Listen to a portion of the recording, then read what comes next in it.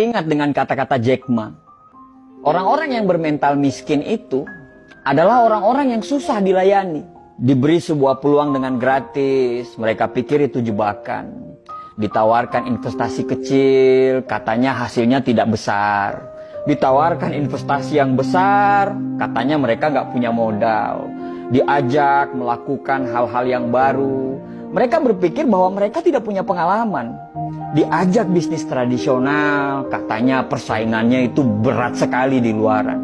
Diajak bisnis yang model baru, katanya itu multi level marketing. Diajak buka toko, katanya ngeluh nggak bebas. Diajak bisnis apa aja, mereka bilang mereka nggak punya keahlian. Jadi orang-orang bermental miskin ini selalu berpikir lebih banyak daripada profesor, tapi bertindak lebih sedikit dari orang buta. Dan coba Anda tanyakan kepada mereka, apa yang sudah mereka lakukan terhadap hidup mereka? Niscaya mereka akan susah untuk menjawab apa yang Anda tanyakan. Padahal hidup itu berjalan terus. Dan tanpa mereka sadari, mereka itu lagi menyia-nyiakan hidup yang hanya sementara di dunia ini. Apa yang terjadi dengan kita sekarang? Karena tindakan dan pemikiran kita di masa yang lalu, di tahun-tahun lalu. Kalau sekarang kita hidupnya biasa-biasa saja, tidak ada perkembangan dan cenderung hidup kita itu malah menurun, bisa dipastikan tahun-tahun yang lalu itu kita nggak ngapa-ngapain sama sekali. Nah, kalau kita nggak ngapa-ngapain, terus kita pertahankan nggak ngapa-ngapain kita itu sekarang, bisa dipastikan masa depan kita atau tahun-tahun yang akan datang kita akan sama aja seperti sekarang. Selalu ada kesamaan apa yang dilakukan oleh orang-orang gagal dan bermental miskin ini. Kesamaan itu adalah sepanjang hidup mereka, mereka hanya menunggu dan menunggu. Andai saya punya uang, saya akan bla bla bla. Andai saya jadi pimpinan, saya akan ini, saya akan itu.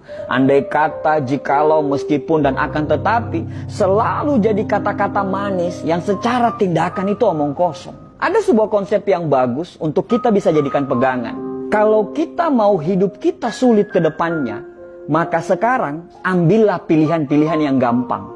Nonton Netflix berseri-seri, scroll TikTok berjam-jam, nongkrong dengan teman-teman, bangun kapanpun kita mau, dan lakukan apapun yang kamu suka. Itu adalah tindakan yang sangat gampang. Tapi konsekuensinya adalah masa depan yang sulit.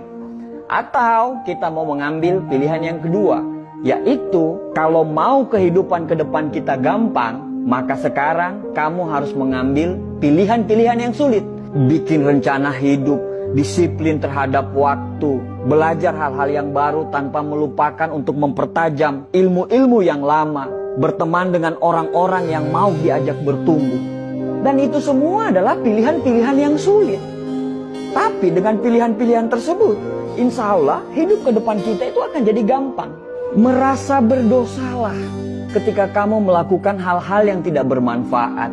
Hindarilah hal-hal yang tidak bermanfaat. Makan makanan yang sehat, tidur yang teratur.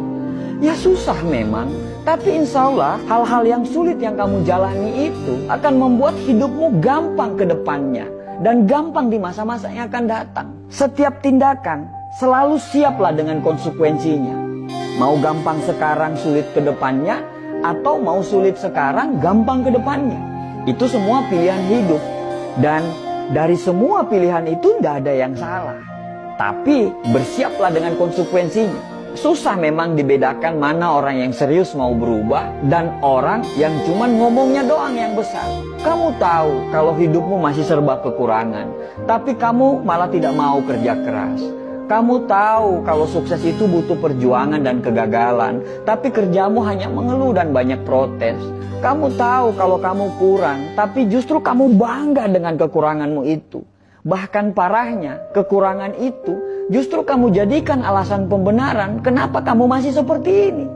Ya wajarlah dia sukses, dia akan punya modal, sedangkan saya, ya wajarlah orang tuanya kaya, sedangkan saya, ya wajarlah dia didukung, sedangkan saya, ya wajarlah, maklumlah, mereka yang pantas apalah, dan bla bla bla bla bla. Banyak sekali alasan yang Anda ungkapkan.